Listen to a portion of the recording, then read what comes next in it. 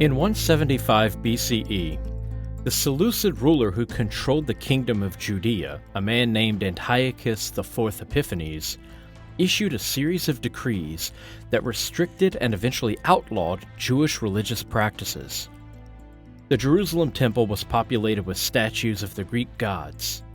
This insult incited a Jewish priest named Mattathias to rebel. Along with his sons Eleazar, Simon, John, Jonathan, and Judas, he launched a revolt against the Seleucid Empire. Despite facing superior numbers, Judas, the third son of Mattathias, secured numerous victories against the larger army. His ferocity in battle soon earned him the nickname the Hammer, and his followers began speaking of him as if he were appointed by Yahweh himself to lead them. Judas Maccabeus was eventually defeated, but his family carried on the fight and eventually won autonomy for Judea for the first time in 400 years. During his life, Judas Maccabeus captured the temple in Jerusalem, removed the Greek statues, and restored Jewish worship. This act would become the basis for the holiday of Hanukkah. I'm your host, Jason, and you're listening to Dragons in Genesis. The fourth section of 1 Enoch is entitled The Book of Visions, or The Dream Visions of Enoch, and covers chapters 83 to 90. As with the Book of Parables, this book is compiled of different sections, which are presented as visions. These visions are seen by Enoch in his younger days before he was married to Methuselah's mother. The first, and shorter of the two visions, occurred while he was still learning to write. The second dream occurred just prior to taking his wife. The exact dating of this portion has been narrowed down to the mid-2nd century BCE, so around 150 or so. Fragments found at Qumran prove it existed by the end of the 2nd century BC, and the subject matter of the second vision includes events that occurred earlier in that century, so the window for its composition is quite narrow. In this book, Enoch shows these visions to Methuselah so he can pass them on to later generations so that the knowledge will be preserved forever. Among the themes in the first vision are the remission of sins, the destruction of heaven and earth, and Yahweh as the King of Israel. Quite a lot of material for only 2 short chapters totaling only 17 verses. The first vision begins when Enoch prays to Yahweh and then falls asleep in his grandfather's house and dreams of a vision of heaven being torn down and falling to earth, where both were swallowed up by the great abyss. He cried out at the sight of the destruction, and his grandfather woke him up. He told his grandfather of the vision and learned that it concerned the secret that all sins of earth must sink into the abyss and be destroyed. This is a direct reference to the concept that the purpose of the Great Flood was for the remission of sin of the entire world, which doesn't match up with the method established in the Old Testament. Mahalalel, Enoch's grandfather, tells Enoch to pray to Yahweh and ask their God to spare some remnant of the world so that not everything will be destroyed. He goes outside and sees the sun and moon and thanks Yahweh for keeping the luminaries in order. So we have a few things to unpack here. In previous versions of the flood story, Noah is chosen by Yahweh because of his own righteousness. His virtue saves him from the coming flood. But here in chapter 83, that's not what we have. The version of the Noah story which is referenced here has the man saved not by his own deeds or his nature, but by the intercession of Enoch. Enoch is the active agent in this narrative, and it's his actions that are responsible for Noah's salvation. Some might argue that this hints at a later evolution of the myth, and that may be so. But in some of the older myths, such as the story of Utnapishtim, other gods interceded on his behalf.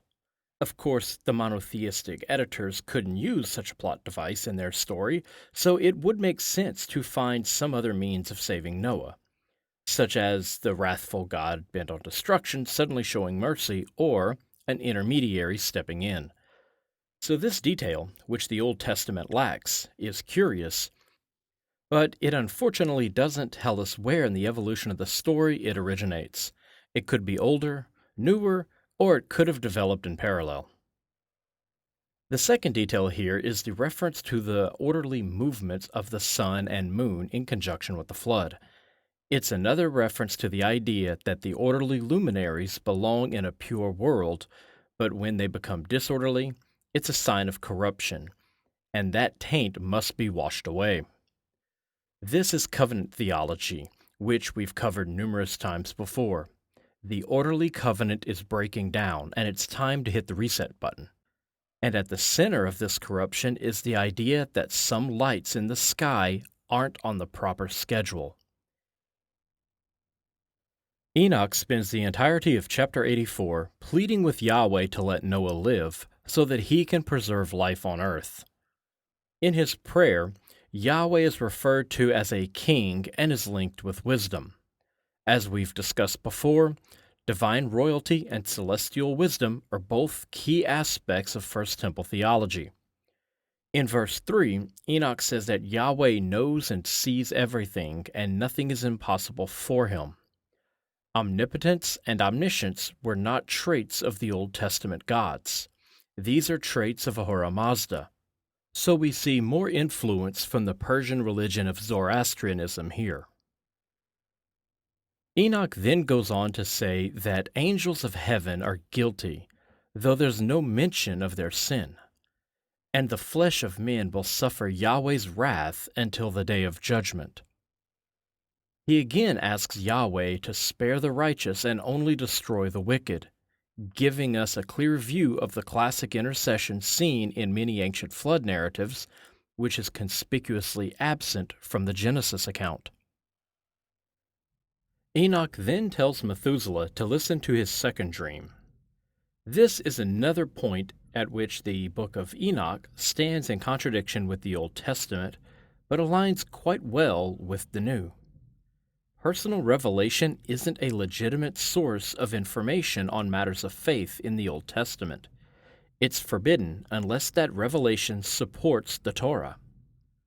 But in the writings of Paul, we see that personal revelation is not only accepted, it's considered the only true source of information concerning heavenly teachings. Now, this vision that Enoch relays to Methuselah is a bit strange and requires some small amount of interpretation. And by some small amount, I mean a metric ton. This portion of Enoch is wrapped in layers of symbolism characteristic of apocalyptic literature, though this time the author took it to the next level. Chapters 85 through 90 also have the coolest name for any section of the entire Book of Enoch, or any Judeo-Christian literature for that matter. This section is called The Animal Apocalypse. Why such a title? This vision contains a history of the entire world, from the creation of Adam to the end of time, but with all major characters replaced by animals.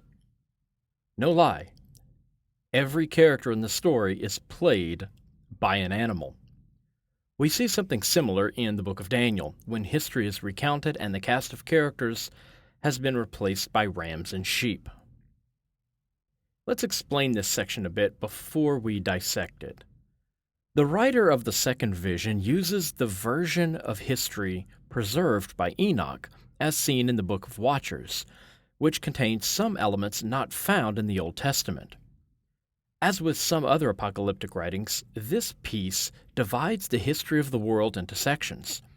The first section covers the beginning of the world to the Great Flood. The second section spans the time of Noah to the destruction of the First Temple, and so on.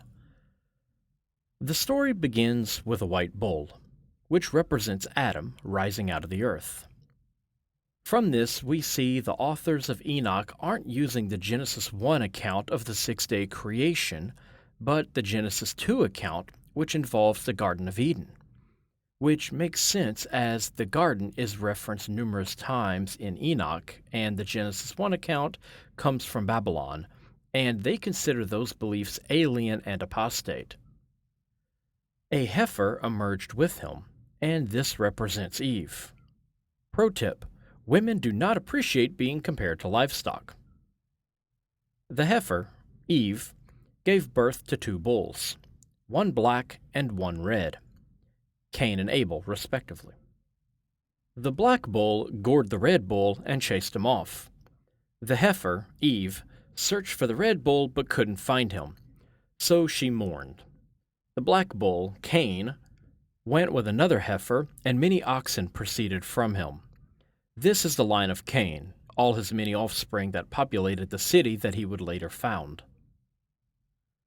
Then Adam, the white bull, calmed Eve, and they had another bull, this one also being white, and they also had many cows. This is the birth of Seth and his sisters in Genesis 5:4. We then get a retelling of the Semahazah story in chapter 86, when a star falls from the heavens and grazes among those bulls.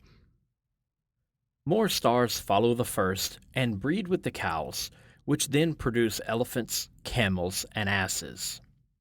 Remember that strange animals were thought to be corruptions of nature, an idea borrowed from Zoroastrianism and the origin of the kosher laws. This is a reflection of that, as well as an allegory for the Nephilim. The bulls gored these strange animals with their horns, but these new animals began to devour the bulls and the cows. This is our war between the humans and the Nephilim mentioned in the Book of Watchers. As a brief aside, Margaret Barker points out that the strange command in 1 Corinthians 11:10 for women to cover their heads in church may be connected with the myth of Semahazah. Churches and temples were intrinsically linked with heaven, and from their lofty perch in the sky, the angels would look down on the congregation. If we take into consideration that the early Christians were not only familiar with Enochic literature, but also held the same worldview, then the covering of one's head would not only protect the women from these lecherous angels, but also prevent another disaster involving bloodthirsty giants. Back to the story. Just as we saw in chapter 9, verse 2, the earth cries out because of the violence in chapter 87, verse 1. 4 great beings went out from heaven to punish the transgressors. The first one bound the star and cast it into the abyss.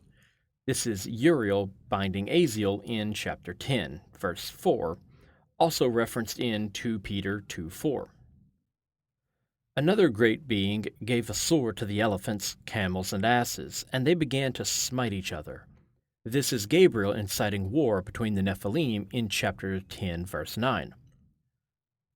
And another being gathered the stars who consorted with the cows and cast them into the abyss. This is Michael bringing Semahazah and the other watchers in chapter 10, verse 11. Chapter 89 tells us that one of the 4 great beings found a white bull and instructed him in secret. This is Uriel speaking with Noah. And this part gets a bit interesting. The white bull became a man and built a great vessel. In the animal apocalypse, an animal transforming into a man means his purpose has been elevated and he's more than what he once was. So the bull becoming a man means that Noah was born a man, but being chosen by God for this purpose transformed him into something more. You have to keep in mind that, in their belief system, humans could ascend to a higher state of being, even becoming angels, as we saw earlier in the Book of Parables, when Enoch himself transformed into an angel. 3 other bulls also dwelt in the ark. This is Shem, Ham, and Japheth. The waters rose and killed all the cattle, elephants, camels, and asses, the death of all the people in the Nephilim. Then the flood waters drained into great chasms and the abyss. This is a new detail in the flood story. No other version tells where the waters went after the flood.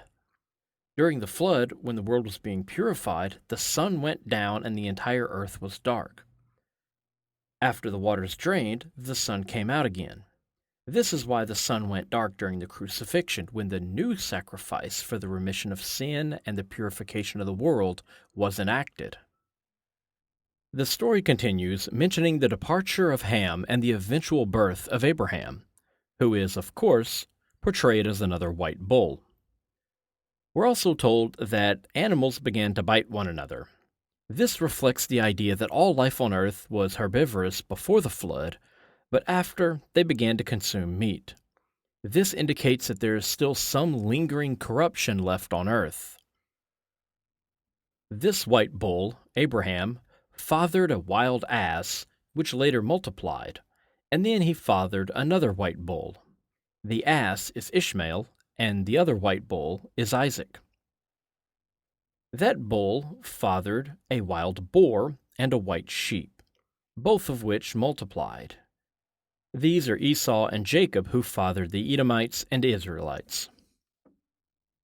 The story of Joseph being sold to slavers, who then sold him to the Egyptians, is portrayed as sheep giving one of their own to wolves. This sheep brought his brothers to live among those wolves, who later oppressed them and began killing their young. This brings us into the beginning of the book of Exodus. One sheep escaped and lived among the asses, a reference to Moses living in Midian. And Yahweh spoke with that sheep concerning the wolves. He and another sheep met with the wolves. This is Moses and Aaron confronting the Pharaoh. Yahweh attacked those wolves, and the sheep no longer cried out. They fled, but the wolves followed, and when the sheep reached the sea, it opened up to allow them through, but it swallowed the wolves.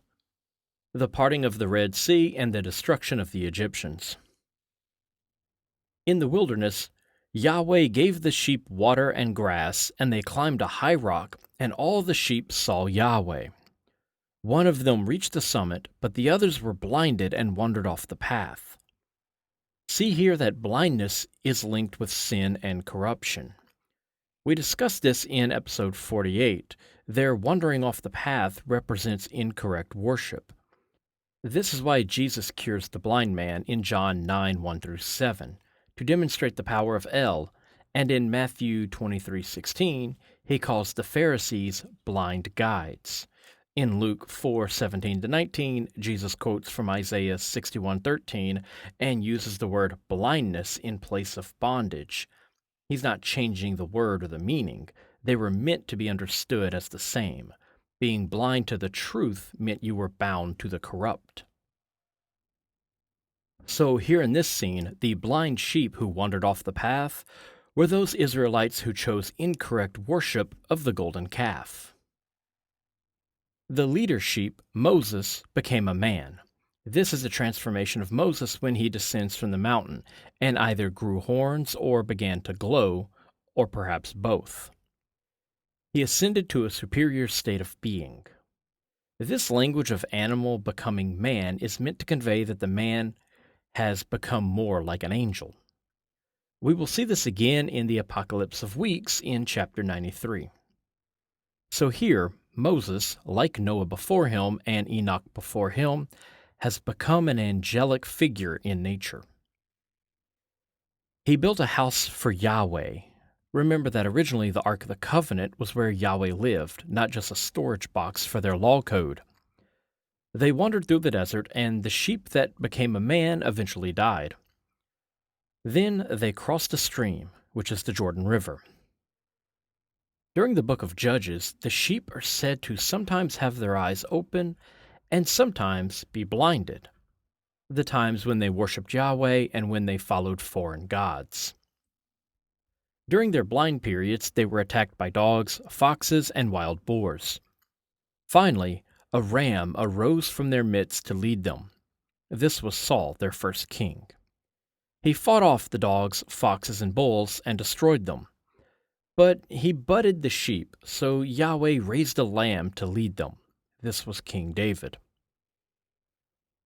He led the sheep, and eventually died, and one of his offspring took his place and built a great house for Yahweh. This is the succession of King Solomon and the construction of the first temple. But the sheep went astray. One of them cried out and was saved. This is Elijah. They forsook the house, and his tower fell, the destruction of the first temple at the hands of the Babylonians. They were given over to the lions, and tigers, and wolves, and hyenas. These are the Assyrians, Egyptians, and Babylonians who conquered and destroyed cities in Israel and Judah. Enoch saw this in his dream, and he appealed to Yahweh on behalf of these sheep, but Yahweh ignores him. 70 shepherds were called to rule over the 70 nations. They believed that the earth had 70 nations, one for each of the 70 sons of El Elyon. These are the rulers of the world, the great angels with dominion over the earth. Yahweh commands the shepherds to destroy some of the sheep, but they go too far and slaughter too many. The angels who rule the world have abused their power. Some of the sheep built a new house. Ezra, Haggai, and Zechariah, who brought a new scripture. They raised up the tower with a table before it. This was the altar before the Holy of Holies. But the bread on the altar was corrupted and impure. This is the bread of the presence, and in the second temple, it was considered to be impure. Yahweh wasn't present in the holy bread because the eyes of the sheep had been blinded. Because they didn't possess the proper wisdom, their rituals weren't effective in summoning Yahweh.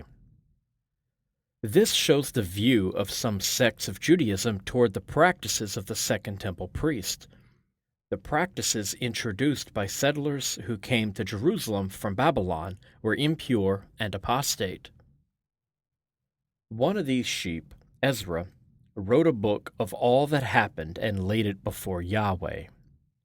This preserves the view that the scriptures presented in the Old Testament came during the time of the Second Temple and were not ancient documents.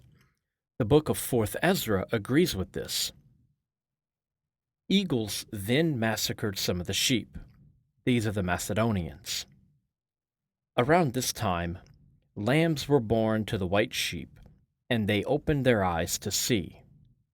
Here we have a reference to a new chosen people within the Jewish population. Their open eyes means that they have remembered or preserved the ancient wisdom, the correct temple practices which have been missing from the Second Temple.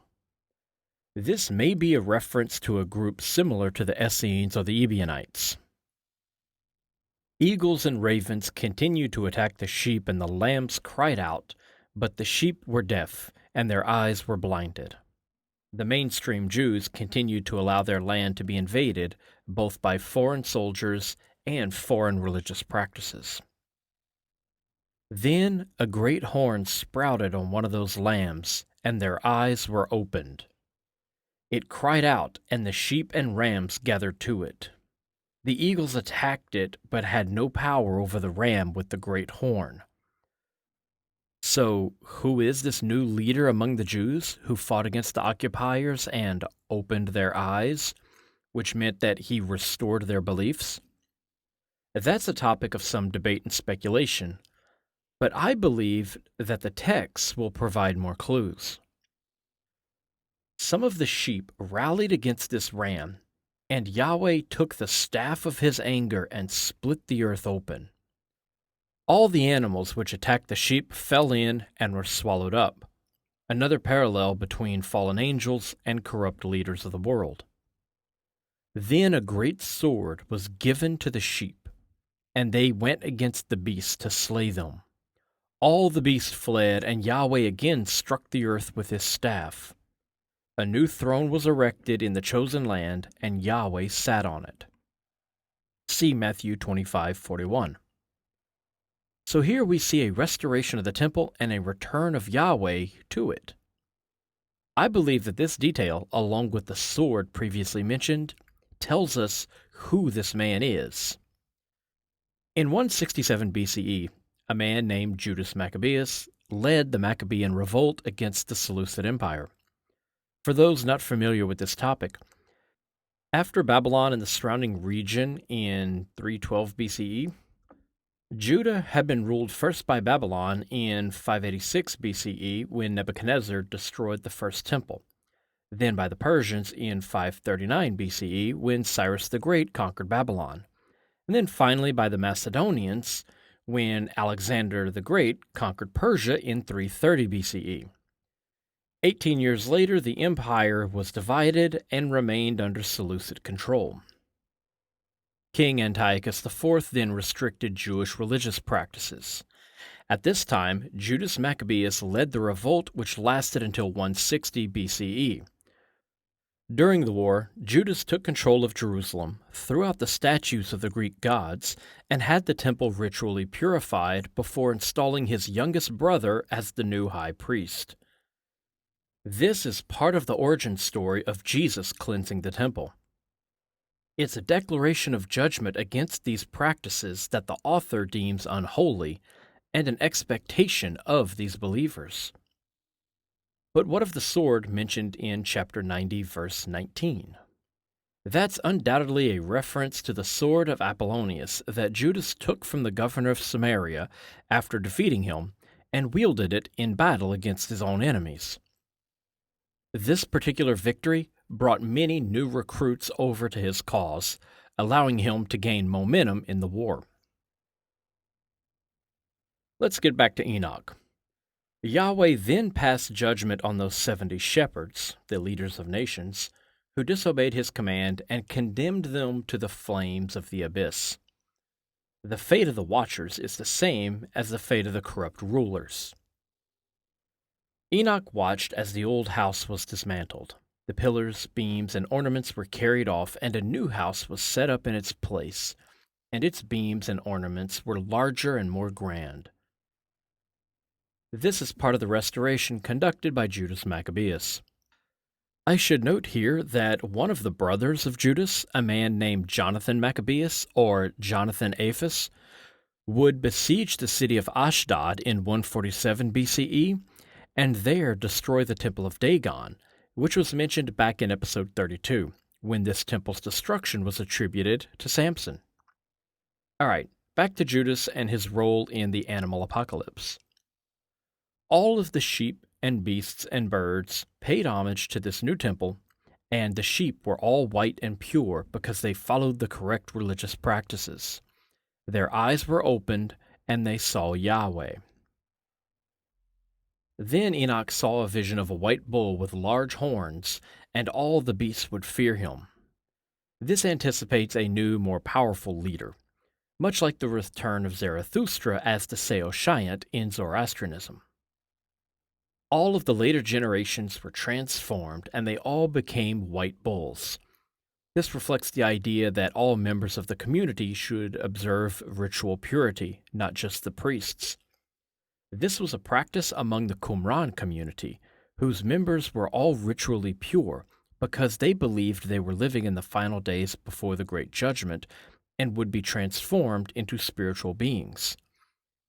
And a group called the Essenes, which may have been the Qumran community, dressed in pure white robes for this same reason.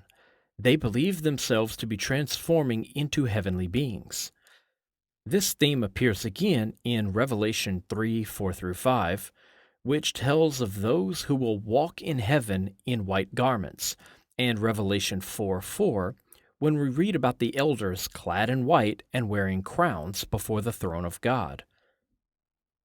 In 1 Corinthians 15:53, Paul speaks of dressing in immortality, a reference to the idea of shedding the garments of flesh and donning heavenly robes to become angels, a concept stated more explicitly in 2 Esdras 2:45, when we read, "These are they who put off mortal clothing and put on the immortal.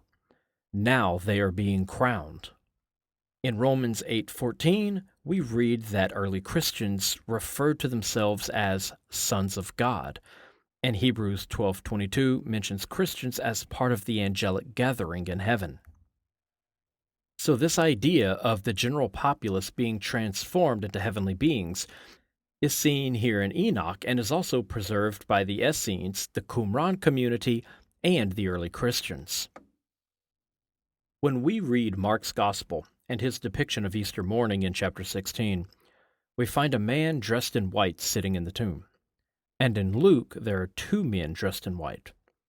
But Matthew and John describe these as angels, 1 and 2 respectively. The figures seen are not a contradiction. Only the number of figures present actually changes. When Mark and Luke describe men in white, they're not talking about mysterious strangers. Early Christians would have understood these men as angels. Matthew and John are simply more direct in their statements. So Mark and Matthew have 1 angel, John and Luke have 2 angels.